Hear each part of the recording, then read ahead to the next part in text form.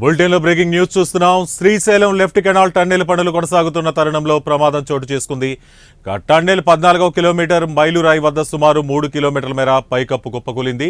ఈ దుర్ఘటనలో పలువురు కార్మికులకు గాయాలయ్యాయి. కొంతమంది కార్మికులు టన్నెల్లోనే చిక్కుకున్నట్లుగా ప్రాథమికంగా తెలుస్తోంది. ఇక విషయం తెలిసిన వెంటనే నాగర్ కర్నూలు ఎస్పీ వైభవ్ గైక్వాడ్ ఘటనా స్థలానికి చేరుకుని ఇరిగేషన్ అధికారులతో ప్రమాదం ఎలా జరిగిందనే విషయంపై ఆరా తీస్తున్నారు.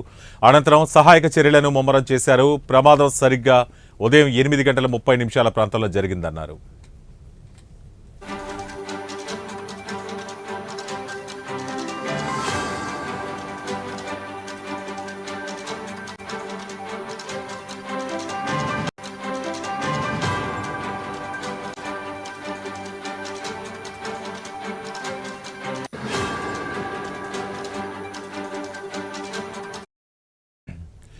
ఇక ప్రమాదం జరిగిన సమయంలో టన్నెల్లో సుమారు 50 మందికి పైగా కార్మికులున్నారని తెలిపారు. కూలీలను బయటకు తీసుకొచ్చేందుకు రెస్క్యూ ఆపరేషన్ కొనసాగుతోందన్నారు. ప్రస్తుతం టన్నెల్ నుంచి 3 కార్మికులను సురక్షితంగా బయటకు తీసుకొచ్చామని తెలిపారు. గాయపడిన వారిని చికిత్స నిమిత్తం సమీపంలోని జెన్కో ఆసుపత్రికి తరలించామన్నారు. కాసేపట్లో ఘటనా స్థలానికి మంత్రి ఉత్తమ్ కుమార్ రెడ్డి రానున్నారని ఎస్పీ వైభవ్ గైక్వాడ్ పేర్కొన్నారు.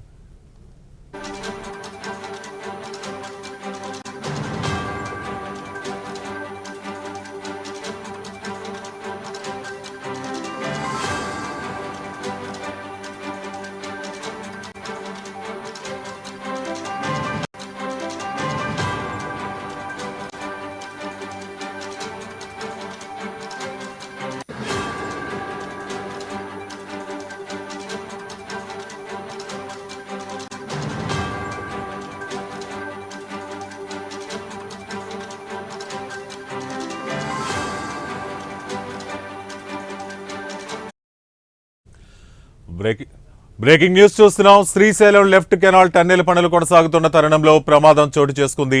టన్నెల్ 14వ కిలోమీటర్ మైలురాయి వద్ద సుమారు 3 కిలోమీటర్ల మేర పైకప్పు కుప్పకూలింది.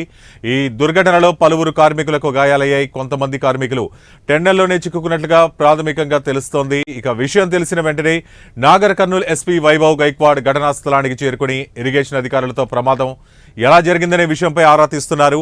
అనంతరం సహాయక చర్యలను ముమ్మరం చేశారు. ఇక ప్రమాదం సరిగ్గా ఉదయం 8:30 ప్రాంతంలో జరిగిందన్నారు.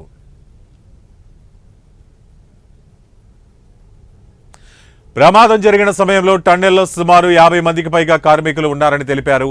ఇక కూలీలను బయటకు తీసుకొచ్చేందుకు రెస్క్యూ ఆపరేషన్ కొనసాగుతోందన్నారు. ప్రస్తుతం టన్నెల్ నుంచి 3 కార్మికులను సురక్షితంగా బయటకు తీసుకొచ్చామని తెలిపారు. గాయపడిన వారిని చికిత్స నిమిత్తం సమీపంలోని జెన్కో ఆసుపత్రికి తరలించామన్నారు. ఇక ఘటనా స్థలంలో మంత్రి ఉత్తమ్ కుమార్ రెడ్డి ఉన్నారని ఎస్పీ వైభవ్ గైక్వాడ్ పేర్కొన్నారు.